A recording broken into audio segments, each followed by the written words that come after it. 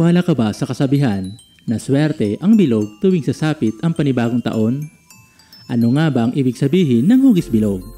At ano-ano nga ba ang hugis bilog na halaman ang dapat ipasok sa loob ng bahay ngayong taon? Yan at iba pang kaalaman tungkol sa mga halaman na may bilog na hugis ang pag-uusapan natin sa video na ito. Ang hugis bilog ay isang simbolo ng pagiging walang simula, wakas at patuloy na pag-ikot ng buhay. Sa konstekto ng bagong taon, ito ay maaring tumukoy sa walang katapusang pag-asa at pagkakataon para sa bagong simula. Ito rin ay maaring simbolo ng pagkakaisa at pagkakapantay-pantay na sumasalamin sa mga layunin ng pagkamit ng kapayapaan, kasaganaan at pagmamahalan sa bagong taon. Dahil sa kahulugang ito, nakaugalian na ng marami sa atin ang paghahanda ng mga bilog na bagay at dekorasyon tuwing sasapit ang panibagong taon, katulad ng bilog na prutas, gulay, damit na may bilog at mga dekorasyon. Ngunit kung ikaw ay mahilig sa halaman, narito ang mga halaman na pabilog ang dahon na maaari mong gawing pangdekorasyon sa loob ng iyong tahanan.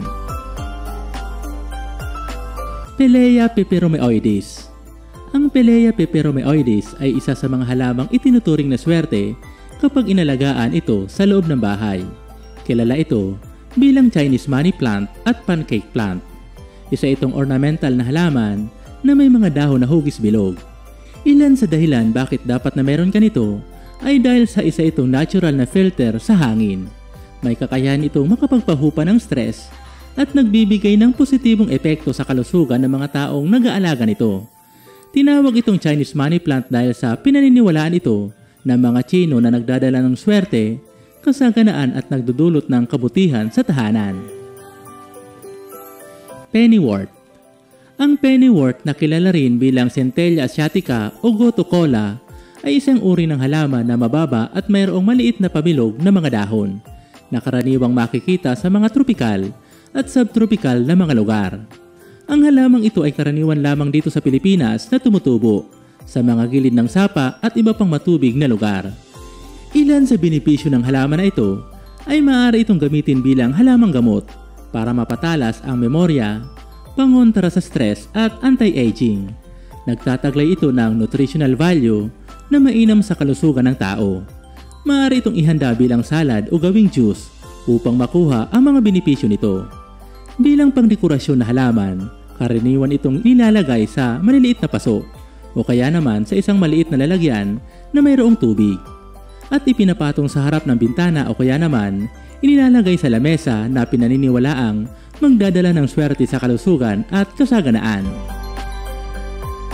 Round leaf calathea. Ang round leaf calathea na kilala rin bilang Calathea ovifolia ay isang magandang halaman na karaniwang pinipili bilang pangdekorasyon sa loob ng bahay dahil sa magagandang dahon nito na may pabilog na hugis. Ang aesthetic nitong katangian ay napaka-perpekto upang ilagay sa ibabaw ng lamesa. Mayroon itong iba't ibang kulay na makikita sa mga dahon tulad ng berde, puti at abo o silver. Ang pagkakaroon ng ganitong halaman sa loob ng bahay ay magdudulot ng pakiramdam ng kaginhawahan at kaaliwan sa loob ng bahay.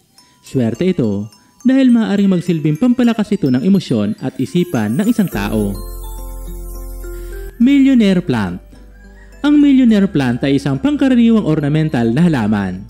Kilala ito sa pagiging matatag na halaman at sa kakayahan nitong mabuhay sa mga lugar na mayroong kaunting liwanag. Kilala ang halaman na ito sa mga dahon na kulay berde at dilaw na may mahabang mga sanga na mula sa mga sangang ito, nakakapit naman ang mga hugis bilog na mga dahon nito. Ang mga dahon nito ay sumisimbolo sa swerte ayon sa Chinese Feng Shui. Kaya naman, mainam kung meron ka nito sa loob ng bahay ngayong taon.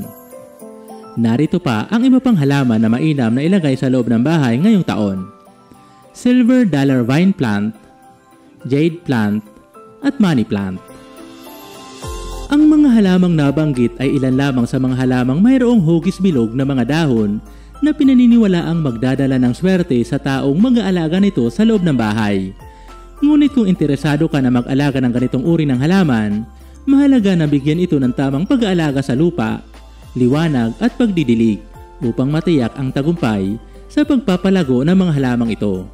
Ngunit para sa akin, Upang tayo ay swertehin at magtagumpay sa buhay, kailangan ng pagtitiwala sa Diyos, taimtim na pananalangin sa Kanya upang magabayan tayo sa panibagong taon na darating pa sa ating mga buhay.